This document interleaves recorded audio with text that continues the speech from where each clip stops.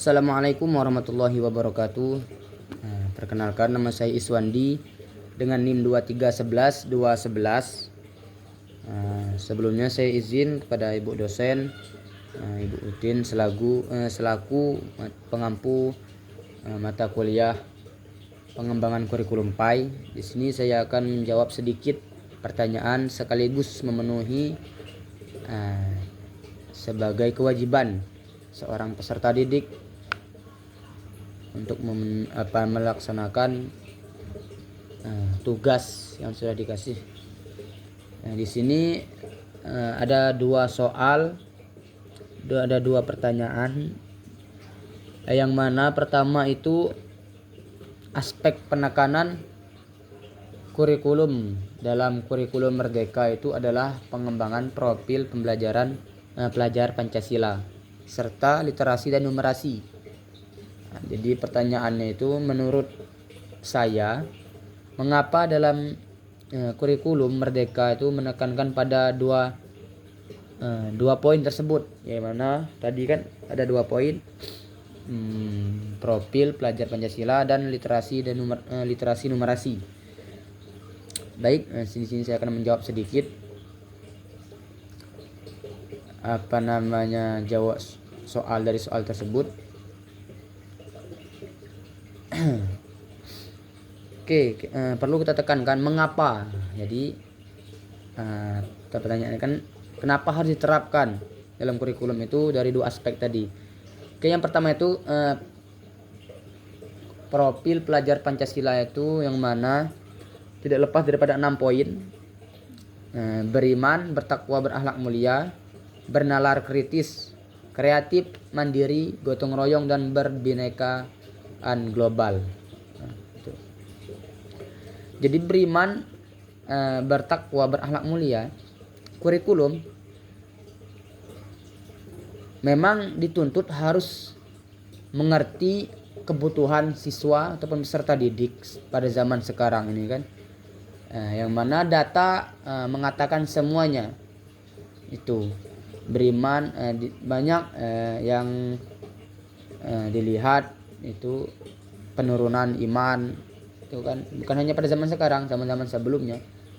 Tapi disinilah kurikulum membenahinya. Jadi kurikulum menekankan harus beriman. Jadi bagaimana seorang guru menanamkan keimanan dalam hati itu serta didik itu, tentunya beriman itu kan tidak hanya kepada Allah, banyak ada rukun iman itu kan ada 6.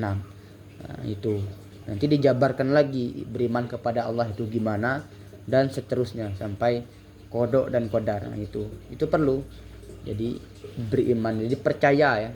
Itu harus mempercayai hal dari 6 poin, baru dijabarkan lagi itu untuk seorang guru. Yang kedua, bertakwa. Tentunya takwa itu kan takut itu. Jadi kurikulum juga menekankan harus bertakwa. Salah satunya mengikuti perintah Allah dan menjauhi segala larangannya. Salah satu perintah Allah itu menuntut ilmu. Jadi kurikulum sudah menekankan bahwa menuntut ilmu itu bagian daripada takwa, karena memang perintah Allah. Jadi semua hal itu sebenarnya tidak lepas daripada ilmu. Jadi bagaimana nantinya seorang guru menanamkan rasa ketakwaan kepada peserta didik itu, baik itu dalam kehidupan di lingkungan sekolah ataupun di lingkungan bermasyarakat, seperti itu. Terus berakhlak mulia. Guru juga dituntut. Makanya tugas guru itu memang tidak mudah ya. Makanya profesi guru itu salah satunya adalah profesi yang mulia. Kalau seandainya guru hanya dituntut untuk mengajar, siapapun bisa, gitu. Tetapi tidak semua orang bisa mendidik. Mendidik itu apa? Membentuk karakter peserta didik. Ibaratnya itu tidak semua manusia bisa memanusiakan manusia. Gitu. Jadi guru itu harus mendidik agar peserta didik itu menjadi berakhlak mulia. Itu. Bagaimana? tentunya kan tidak mudah karena pada zaman sekarang kan banyak faktor eksternal internal juga membuat akhlak peserta didik ataupun akhlak seseorang itu merosot ya. Jadi gimana nanti strategi seorang guru yang mana sudah ditekankan oleh kurikulum, karena berakhlak mulia itu harus penting. Nah, itu. Jadi tidak hanya menciptakan orang yang pintar, tapi menciptakan orang yang berakhlak. Nah, itu. Itu. Jadi kalau memang orang yang pintar itu sudah banyak, tapi orang yang berakhlak itu yang perlu.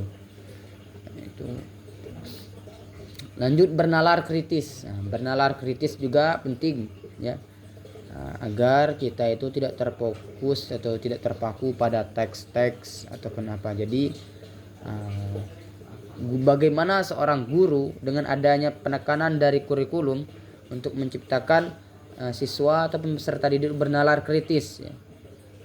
Baik itu misalkan dalam pembelajaran di kelas, bagaimana cara guru agar siswa itu terlibat kritis dalam pembelajaran tersebut ataupun menggunakan strategi-strategi tertentu, metode tertentu. Nah, jadi nanti nalar kritis seorang peserta didik itu kan muncul ataupun mulai berkembang. Nah, gitu. Kreatif. Yang ketiga kreatif. Jadi kreatif juga perlu. Seorang guru juga harus mengajarkan bagaimana kreatif, misalkan kreatif di dalam kelas itu gimana saja agar nanti menciptakan suatu hal yang baru ya, baik itu dalam pembelajaran ataupun dalam segi pemikiran kreatif ya, itu ataupun nanti menciptakan hal-hal yang baru ataupun penginovasian yang sudah ada diinovasi lagi gitu ataupun dipembaharukan lagi. Nah, itu.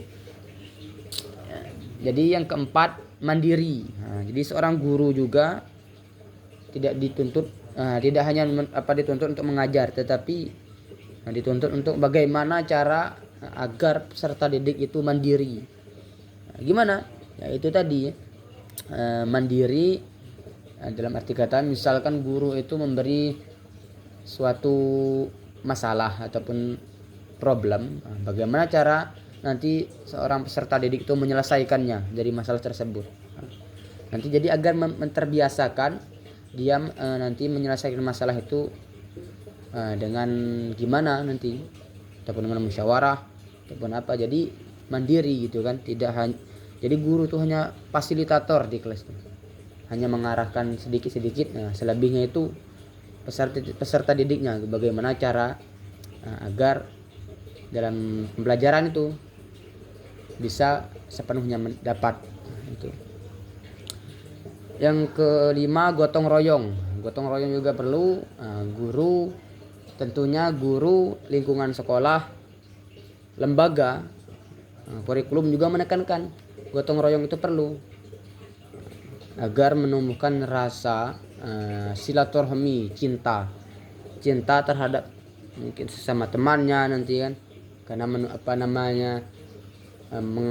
mengkuatkan silaturahmi itu pun cinta kepada lingkungan. Itu salah satu perlu. Dan yang terakhir itu kurikulum juga menekankan berbinekaan global. Nah, itu bineka kan, bersatu, kebersatuan global. Jadi guru juga bagaimana menekankan peserta didik itu agar dia berkebinekaan global itu. Nah, misalkan bagaimana cara mencintai tanah air, jangan sampai nanti merosakkan negara ataupun merusak tanah air kita kan, Indonesia itu. Nah, itu.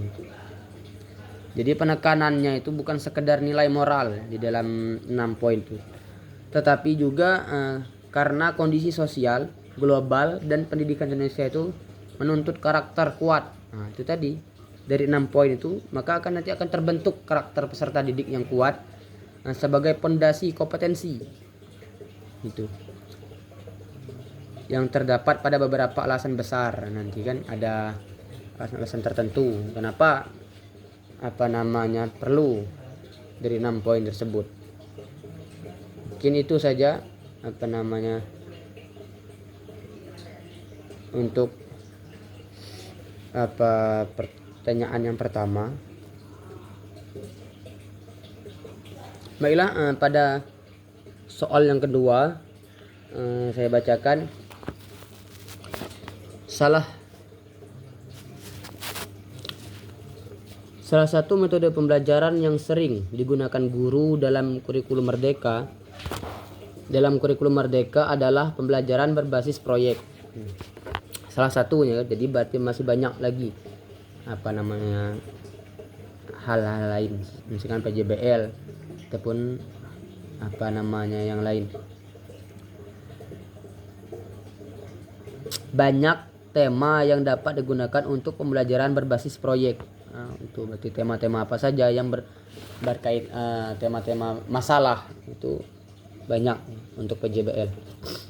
Berikut ada 7 kategori tema proyek yang umum dibahas. Yang pertama itu kesehatan tubuh dan jiwa. Yang kedua teknologi, nasionalisme, warisan kebudayaan, itu enggak kelihatan ya, dan demokrasi ya. Jadi pertanyaan ini kan anggaplah saja ini adalah seorang guru PAI. Jika saya ditugaskan kepala sekolah, wakil kepala sekolah ataupun bidang kurikulum untuk memilih tema tersebut dari 6 itu dengan isu tema penurunan kualitas dan komunitas dan kualitas air ya. Di mana isu ini itu sejalan berdasarkan isu penggunaan berkelanjutan yang diperoleh oleh Dinas Lingkungan dan Kesehatan di Provinsi Kepulauan Bangka Belitung.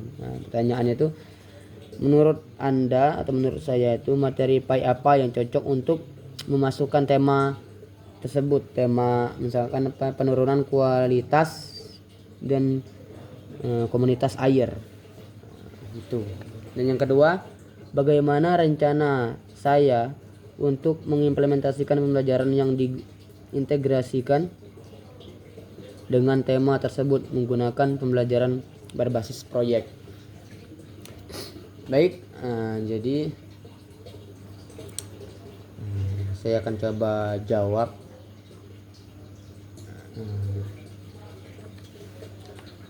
Materi apa ya yang cocok untuk tema sustainability dengan isu penurunan kuantitas ya dan kualitas air. Sebagai calon guru PAI, kita itu perlu mengaitkan isu lingkungan dengan nilai-nilai Islam, yang mana tadi sesuai dengan project based learning. Jadi dalam PAI terdapat beberapa kompetensi dan materi yang sangat relevan dengan isu sustainability, khususnya penurunan kualitas dan kuantitas air. Tentunya materi PAI itu kan kalau nggak salah ada 5 ya. Ada bahasa Arab, Quran hadis, fikih, akidah akhlak. Apa satunya ini? Lupa saya. Tentunya pertama kali itu yang relevan, yang cocok untuk isu tersebut, materi PAI itu tentang akidah akhlak. Yang mana akidah akhlak itu adalah iman kepada Allah melalui tanda-tanda kekuasaannya. Yang mana kan dijelaskan, ada kan tentang ayat-ayat tentang air sebagai sumber kehidupan. Itu kan dijelaskan, biasanya dijelaskan dalam surah Al-Anbiya ayat 30 ya, dan Al-Waqiah ayat 68 sampai 70. Itu kan dijelaskan tentang air itu adalah sumber kehidupan. Jadi akidah akhlak itu adalah salah satu materi PAI yang cocok untuk membahas tentang kualitas dan kuantitas air tadi. bagaimana, karena air bagaimanapun air adalah sumber dari kehidupan. Jadi nanti dijelaskan di dalam akidah itu kan, ternyata salah satu tanda kebesaran Allah itu adalah menciptakan air itu. Jadi agar menumbuhkan kesadaran peserta didik bahwa menjaga air itu berarti menjaga nikmat Allah. Itu karena salah satu kan nikmat yang diberikan Allah kepada manusia itu kan adalah dari air sebagai sumber kehidupan. Jadi bagaimana cara kita seorang guru nanti menanamkan rasa peduli kepada peserta didik agar tidak misalkan pencemaran lingkungan air, tidak membuang sampah di dalam air ataupun hal-hal yang mengotori air yang mana sumber kehidupan. Itu. Yang kedua tentunya tidak lepas daripada fikih. Fikih itu, kalau di fikih itu tentang bab toharoh. Toharoh kan tentunya kalau tidak menggunakan air, tayamum. Yang mana air itu kan dijelaskan dalam fikih itu kan nanti ada air yang mensucikan dan pengelolaan air. Bagaimana caranya? Jadi di fikih itu dijelaskan jenis-jenis air yang mensucikan, yang suci dan mensucikan itu. Dan pentingnya kebersihan dalam ibadah. Air juga kan termasuk salah satu syarat ya, agar kita bisa beribadah. Itu. Larangan mencemari air. Gimana hadis larangan buang hajat di dalam air yang mengalir. Jadi relevansinya itu agar murid itu memahami memang fikih ya. Fikih lingkungan, fikih al-bi'ah. Jadi secara langsung. Jadi air, siswa itu tidak hanya tahu air itu putih, tetapi air itu banyak macamnya ya. Sumbernya ada dari hujan, ada dari mata air laut, salju dan segala macamnya. Jadi dengan fikih itu jadi siswa itu mengetahui, oh ini ternyata ada berapa macam air itu. Dan pentingnya kebersihan dalam ibadah. Dengan adanya kita memasukkan materi fikih terkait membahas isu kualitas dan kuantitas air tadi, tentunya air bersih itu perlu ya. Bersih dalam arti kata bersih untuk bersuci ataupun untuk dikonsumsi. Itu. Caranya itu tadi akidah akhlak tadi kaitannya. Bagaimana cara melindungi akhlak kita terhadap lingkungan. Melindungi lingkungan, sayang terhadap lingkungan, tidak mencemari air. Itu nanti tugas orang guru itu kan. Yang ketiga akhlak ya. Itu tadi yang sudah saya singgung sedikit, akhlak tentang lingkungan itu kan hifz al-bi'ah itu. Jadi akhlak itu akhlak mulia berupa menjaga alam. Jadi Allah itu sangat menekankan kita untuk tidak merusak ya lingkungan, tidak boros air, menjauhi kerusakan. Yang mana kan dijelaskan tentang janganlah kamu membuat kerusakan di muka bumi ya, di surah Al-A'raf ayat 56 itu kan dijelaskan di situ. Dan kita menjadi khalifah di muka bumi. Kalau menjadi khalifah itu kan bagaimana kita menjaga bumi kan. Itu salah satu materi PAI yang cocok untuk membahas tentang isu permasalahan kualitas dan kuantitas air tadi. Yang keempat tuh sejarah kebudayaan Islam. Sejarah juga perlu. Jadi yang mana materi Anda kalau jadi seorang guru itu kan peradaban Islam dan pengelolaan air. Kan contohnya itu sistem irigasi pada masa kerajaan Andalusia. Bagaimana sistem pengelolaan airnya, dan itu kan kita tahu sendiri kan tentang air Zam-Zam itu bagaimana kan, itu dipelajari dalam sejarah kebudayaan Islam. Itu tidak berkering-kering itu air Zam-Zam. Pengelolaan sanitasi ataupun di Baghdad dan di Damaskus, itu kan perlu relevansi kan, jadi mengetahui kan itu. Jadi SKI juga termasuk salah satu materi PAI yang mendukung untuk membahas isu tentang kualitas dan kuantitas air. Itu. Adapun rencana ya, tadi yang soal yang kedua itu kan bagaimana implementasi pembelajaran yang berbasis project gitu kan, dengan tema sustainability tentang penurunan kuantitas dan kualitas air.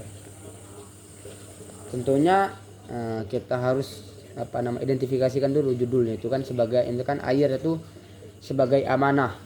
Jadi amanah itu kan amanah dari Tuhan Sang Pencipta lah kan. Jadi bagaimana kita menginvestigasi penurunan kualitas air dan upaya konservasi dalam perspektif Islam. Jadi dengan adanya tema itu tentukan juga tujuan itu. Tujuan pembelajaran kita mempelajari penurunan kualitas dan kuantitas air tadi. Nah, jadi siswa itu memahami nilai Islam tentang menjaga kebersihan air. Baik itu dari pendekatan dari materi fikih tadi, akidah, akhlak, dan sejarah tadi kan. Jadi fikih, kalau fikih itu kan tentang bersuci, toharoh. Jadi air itu untuk salah satu syarat untuk bersuci kan. Jadi kalau air tidak ada kan bisa dengan abu, tayamum, debu, bukan abu, debu. Dan akhlak lingkungan. Jadi siswa itu mampu menganalisis fenomena penurunan kuantitas dan kualitas air di lingkungan sekitar. Jadi menganalisis kenapa penurunan ya air, kuantitas dan kualitas air di lingkungan. Tentunya kan penurunannya karena salah satu problemnya mungkin pencemaran lingkungan tadi, sehingga penurunan air bersih itu menjadi berkurang. Siswa juga mempraktikkan perilaku hemat air dengan menjaga kebersihan sebagai wujud akhlak terpuji. Hemat air juga perlu, jadi menggunakan air secukupnya. Itu. Dan siswa menghasilkan produk nyata untuk meningkatkan kesadaran lingkungan. Jadi bagaimana siswa agar ya tadi ditekankan kreatif dalam kurikulum profil pelajar Pancasila tadi kan, kreatif. Bagaimana jadi siswa itu agar menghasilkan produk nyata, misalkan membuat salah satu mesin, misal dikatakan mesin lah, untuk mengelola air yang tadinya keruh bisa menjadi bersih. Itu. Dan dalam meningkatkan kesadaran, misalkan kesadaran masyarakat, membuat plang ataupun jagalah kebersihan air, janganlah buang sampah pada air. Itu satu proyek nyata ya untuk meningkatkan kesadaran terhadap lingkungan. Tuh.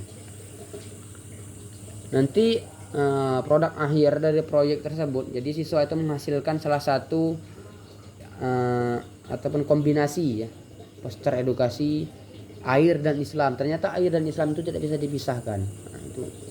Jadi langkah pelaksanaan project based learning itu yang pertama, guru itu seorang guru memulai dengan pertanyaan pemantik, misalkan bagaimana misalkan Islam memandang air itu sebagai pelajar muslim, bagaimana Islam itu memandang air itu sebagai sumber kehidupan. Itu untuk pemantik siswa. Misalkan dipemantikkan lagi, misalkan apa tanggung jawab kalian sebagai pelajar muslim terhadap air. Itu langkah pelaksanaannya. Tahap penerapan perencanaannya itu ya siswa itu menyusun kayak tujuan itu. Jadi siapa yang akan diwawancarai misalkan, ataupun misalkan warga, ataupun Pak RT, ataupun petugas PAM. Ini kan biasanya kalau di desa-desa itu kan ada pengelolaan air itu kan. Itu boleh untuk diwawancarai kan, bagaimana pengelolaan air bersih misalkan di desa ini, di segala macam itu.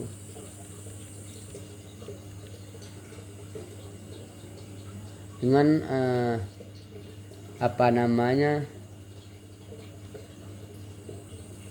melakukan langkah-langkah tadi, maka nanti siswa itu dapat pembelajaran lebih ya.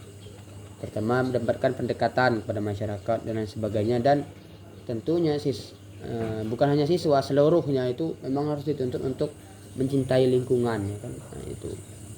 Jadi dari beberapa materi PAI tadi, materi yang paling relevan itu adalah lebih ke titik beratkan fikih dan akidah akhlak. Nah, itu. Karena fikih itu menjelaskan tentang toharoh ya, pengelolaan air. Nah, itu. Dengan akhlak itu kepedulian terhadap lingkungan. Nah, itu. Jadi bagaimana cara kita menjaga air supaya bersih dan lain sebagainya. Adapun untuk mengimplementasikannya itu, project based learning itu melalui ya itu tadi, investigasi lapangan. Nah, itu baik itu bisa melalui investigasi lapangan, analisis ayat, hadis, ataupun pembuatan kayak misalkan peduli terhadap lingkungan, itu misalkan sosialisasi, dan mungkin bisa dipublikasi karya-karya misalkan kayak gambar terhadap peduli lingkungan, peduli air. Nah, itu. Jadi siswa itu memahami masalah air secara ilmiah sekaligus religius. Mungkin hanya itu yang dapat saya sampaikan daripada dua pertanyaan tersebut. Apabila ada salah kata, saya mohon maaf. Kepada Allah saya mohon ampun. Saya akhiri wabillahi taufiq wal hidayah. Wassalamualaikum warahmatullahi wabarakatuh.